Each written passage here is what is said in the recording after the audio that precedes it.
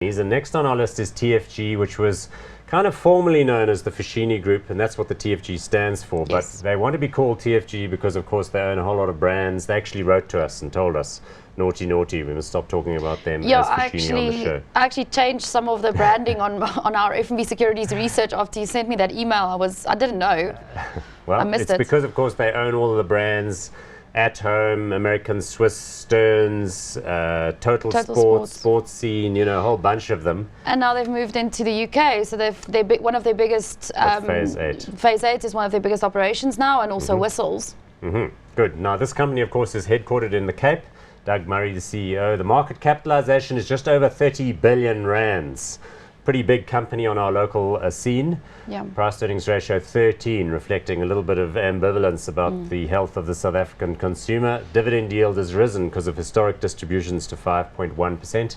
Let's go straight to the graph. That always speeds things up.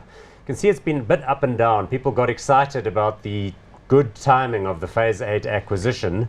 But then, of course, the rand strengthened against the pound, and then we had Brexit, and so we've got a bit of stuff to worry about. Yeah, and more recently we've had very poor retail sales out of the clothing and apparel sector. You mean in South Africa? In South Africa generally. So because of the worsening consumer demand, or also because of the foreign sales that are taking some of the cream away? Well, it seems to be a combination of two things.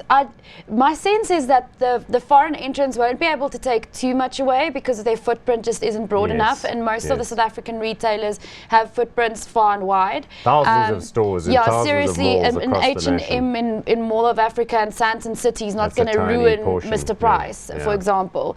So, it does have an impact though. But I think consumers are just under pressure. They're feeling very nervous about the political situation at the moment. They're saving money. They're deleveraging their household balance sheets, paying off debt rather than spending money. And yeah, I think that's probably where we're at. That is the reality. As far as Phase 8 is concerned, though, I mean, UK retail is hard to read because on the one hand, you get people who don't like Brexit saying, look, the economy's done, it's finished. But then on the other hand, you get the feeling that British consumers, they just keep going. Yeah. So Phase 8 doesn't look too bad to me. But for some reason, they're not really buying clothes.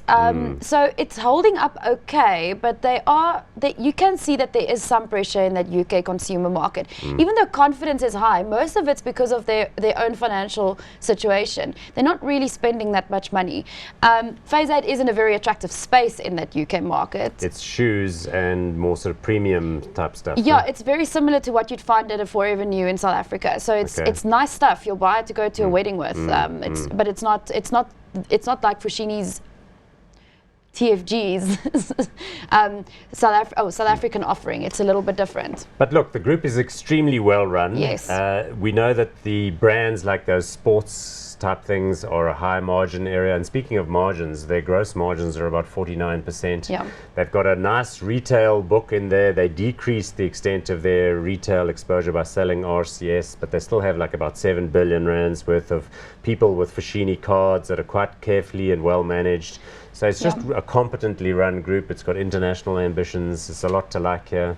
Yeah, I don't know. Hot or not? So the sector in general is a bit of an issue, and this definitely isn't our favorite pick in the South African space. Is not. Yeah. But you can't deny the fact that it is very well run. We're expecting good growth in that SA credit book off a very depressed base following those affordability regulations that came in, and that they do seem to be fixing their fashion offering in South Africa, especially.